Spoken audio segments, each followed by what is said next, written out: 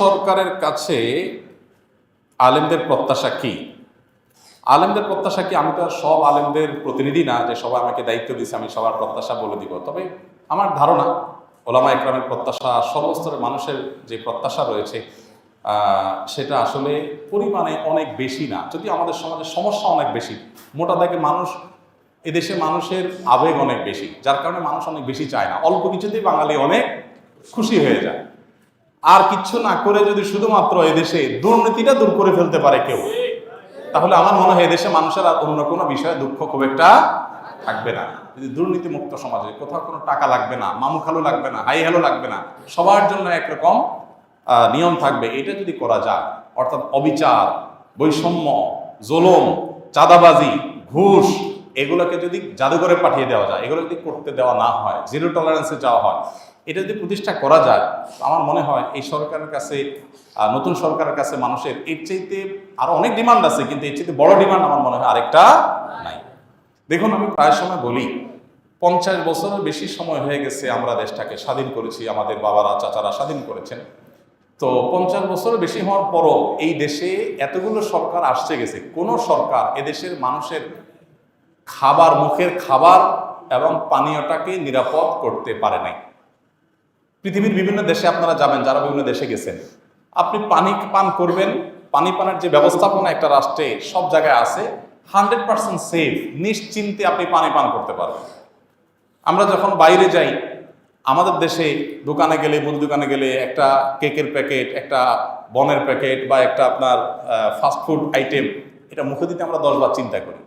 আর রাস্তার পাশে যে সমস্ত চটপটি বানায়, এটা বানায়, এগুলো খাইতে আমাদের 10 বার চিন্তা হয় যে না জানে কি দিয়ে রাখছে, না জানে কিভাবে তৈরি করছে, তাই না?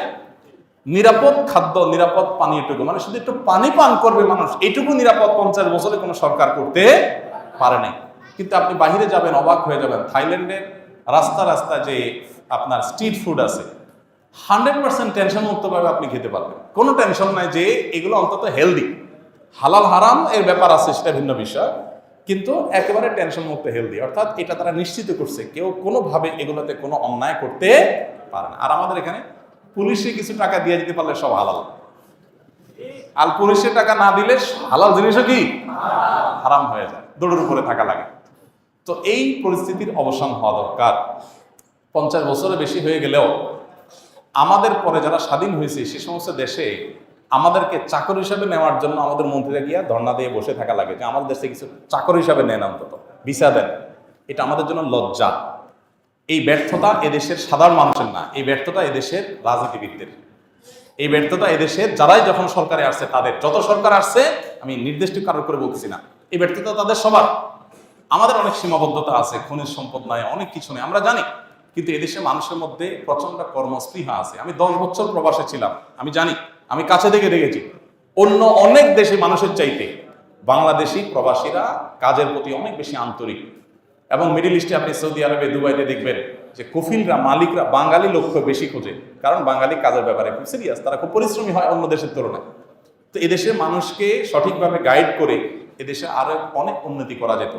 আমি একটা কথা প্রায় সময় বলি, জানি না এটা কতটা সবাই একমত হবেন, সেটা হলো যে এই দেশে যতটা উন্নতি হয়েছে আমাদের, ততটা উন্নতির পেছনে সাধারণ মানুষের অবদান আছে। প্রবাসীদের রেমিটেন্স আছে, ব্যবসায়ীদের ব্যবসায়িক উদ্যোগ আছে, গার্মেন্টস সেক্টরের অবদান আছে, সাধারণ মানুষের অবদান আছে। সরকারগুলোর আসলে সেখানে উল্লেখযোগ্য, ছোটখাটো তো আছেই, উল্লেখযোগ্য কোনো ম্যাসিভ লেভেলের অবদান সরকারের, কোনো সরকারেরই, বরং দুর্নীতির মাধ্যমে, অপশাসনের মাধ্যমে আমরা যতটুকু পিছিয়ে আছি, এগুলো সবগুলো ভাগে যোগে সব সরকারই কম বেশি করছে, সোজা কথা। অতএব নতুন সরকারে যারা আসছে, আমার মনে হয় তাদের প্রতি যে ডিমান্ডগুলো আছে, ভিতরে 1 নম্বর হলো সংখ্যালঘুদের নিরাপত্তার ব্যাপারে এই দেশে মানুষ খুব কনসার্ন। আশেপাশের অন্যান্য দেশের তুলনায় আমাদের দেশে সংখ্যালঘু নির্যাতন তাদের তুলনায় অনেক কম হয় আলহামদুলিল্লাহ, কিন্তু সেটাকে আরো আমরা কমে আনতে চাই, আনা উচিত আমাদের।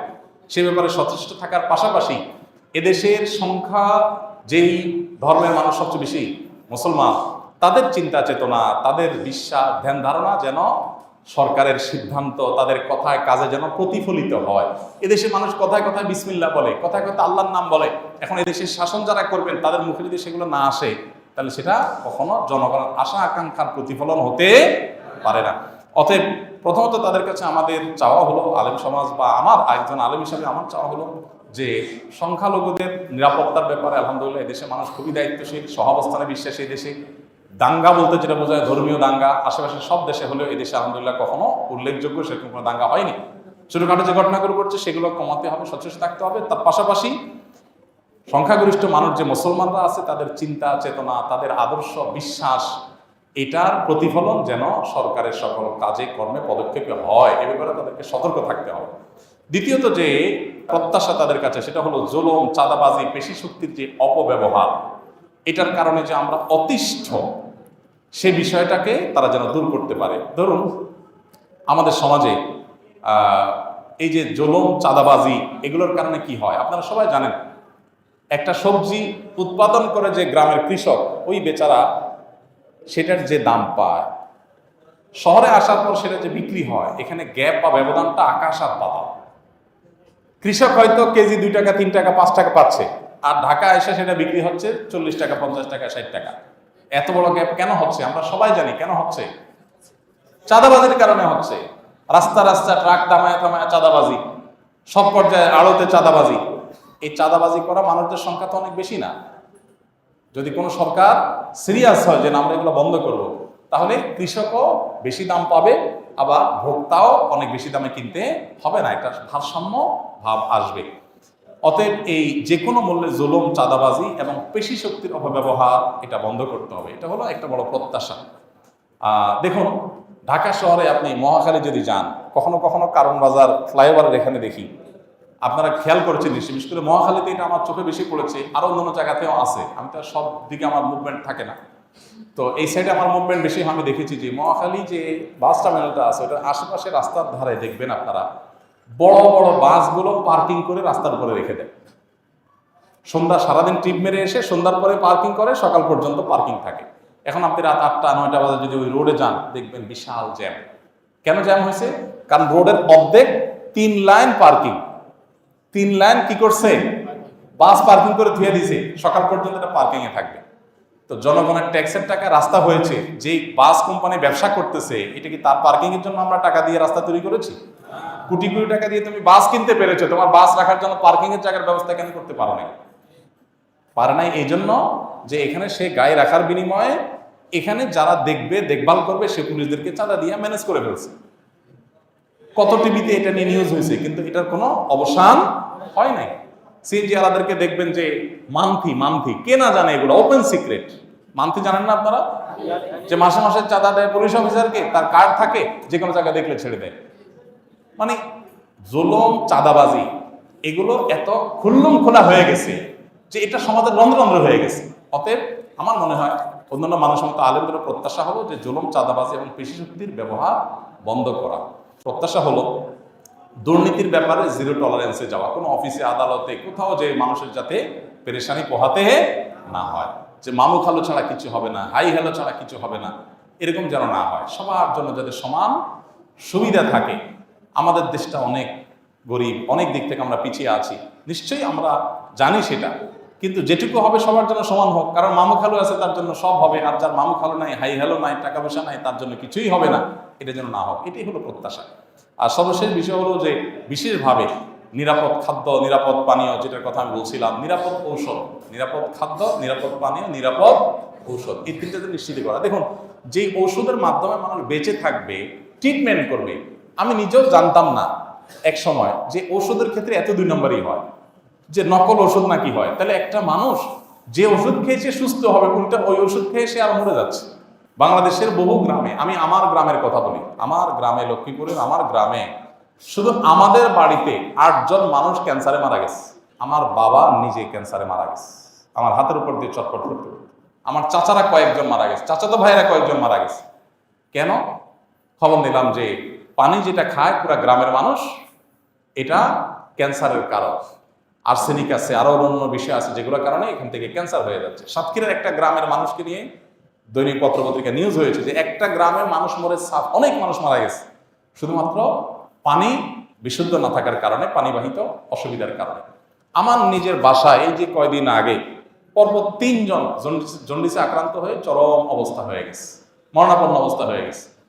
পরে চেক করে দেখা গেল সমস্যা পানিতে। তো খাদ্যে ভেজাল, এটার কারণে কিডনি শেষ হয়ে যাচ্ছে। আমাকে এক ডাক্তার বলেছেন যে বাংলাদেশের যতগুলো ডায়ালাসিস মেশিন আছে হসপিটালগুলোতে, এগুলোর একটা তো আপনি দেখবেন স্লট খালি নেই। এত পরিমাণ কিডনি রোগী হয়েছে এদেশে যে একটা তো কি নাই, স্লট খালি নাই। অসাধু ব্যবসায়ীরা খাদ্যের মধ্যে ভেজাল দিয়ে দিয়ে আমাদের কিডনি শেষ করে ফেলতেছে। ক্যান্সার রোগী ঘরে ঘরে হচ্ছে। হার্টের রোগী এত বেশি যে হার্টের অসুবিধার কারণে, হার্ট অ্যাটাকের কারণে মানুষের মৃত্যু বরণটা এখন ডাইভার্ট হয়ে গেছে। এখন এগুলোর জন্য দরকার কি? আমাদের পানীয়, আমাদের খাদ্য এবং ঔষধ, এই তিনটাতে ভেজাল করলে সর্বোচ্চ শাস্তি মৃত্যুদণ্ড রাখা উচিত। কারণ আপনি এগুলোতে ভেজাল দিয়া মানুষকে মৃত্যুর মুখে ঠেলে দিচ্ছে, এটা মানুষ হত্যার কাজই করতেছেন। অতএব এবারে সর্বোচ্চ টলারেন্স রাখা উচিত, কোনো চেহারা না দেখে যে মানুষের খাদ্যে ভেজাল দিলে। আমরা দেখি ভেজাল বিরোধী অভিযান হয়, ম্যাজিস্ট্রেট যা এটা হয় সেটা হয়, আরে রং মিশাই দিয়ে আমাকে শেষ করে ফেলতেছে, আমার কিডনি শেষ, ড্যামেজ হয়ে যাচ্ছে, আমার হার্ট শেষ হয়ে যাচ্ছে, ক্যান্সার হয়ে যাচ্ছে, আর জরিমানা করতেছে 50,000। আর 50,000 টাকা তার জন্য কোনো ব্যাপার নাকি? এই জন্য আইনের পরিবর্তন হওয়া দরকার। ম্যাজিস্ট্রেট তো আর কিছু করার নাই, তিনি তো আইনের আলোকেই কাজ করছেন। আইনের পরিবর্তন হওয়া দরকার। নিরাপদ খাদ্য, নিরাপদ পানীয়, নিরাপদ ঔষধ এটা নিশ্চিত করতে হবে যদি আমাদের বাঁচতে হয়। এত রোগী আমাদের দেশের, কোটি কোটি টাকা প্রতি বছর আপনারা পত্রিকা দেখেন, ইন্ডিয়াতে যায় ঢেলে আসে, থাইল্যান্ডে যায় ঢেলে আসতে হয়। কেন? কারণ দেশের চিকিৎসা ব্যবস্থা সেরকম উন্নত হয় না। চিকিৎসা ব্যবস্থার প্রতি এদেশে কি হয়েছে আমাকে বলেন? 50টা বছর ধরে যেটা হয়েছে একেবারে হয় না আমি বলবো না, কিন্তু যেগুলো হয়েছে তার চাইতে বহুগুণ বেশি হতে পারতো। অপশাসন যদি বন্ধ হতো তাহলে মানুষ অন্তত এই জিনিসগুলো পেতে পারতো। তো আমার মনে হয় মানুষের যে নাভিশ্বাস হয়ে গেছে এই অবস্থা থেকে দূরের জন্য মোটা দাগে এই যে পয়েন্টগুলো আছে, দুর্নীতির বিরুদ্ধে যদি জিরো টলারেন্সে যাওয়া হয়, ধর্মীয় বিষয়ে যে আপনার সাধারণ মানুষের চিন্তাধারার বিরুদ্ধে চিন্তাধারা মানুষের মধ্যে পুশ করার অপচেষ্টা করা হয়, এটা খুব ভয়ঙ্কর একটা বিষয়। এটা যে কোনো একটা মুহূর্তে আপনার করতে করতে মানুষের ক্ষোভ চরম আকারে পৌঁছে আপনার সেটা ব্লাস্ট হতেও পারে। এই জন্য বিষয়ে সর্বোচ্চ সাবধান থাকতে হবে। সেই সাথে জুলুম, চাঁদাবাজি বন্ধ করা, দুর্নীতির ভিতরে জিরো টলারেন্সে যাওয়া, নিরাপদ খাদ্য, ওষুধ এবং পানির ব্যবস্থা করা। আল্লাহ তাআলা আমাদের যারা দায়িত্ব নিয়েছে নতুন করে, তাদেরকে আল্লাহ তাআলা সেই শক্তি সামর্থ্য দান করুন। তারা যদি ফেল হয়ে যান তাহলে এই দেশে মানুষের যাওয়ার আর কোনো জায়গা হয়তো থাকবে না। আবার ঘুরে ফিরে আগের যে গড্ডালিকা আছে ওইটাতে মানুষের ঢুকতে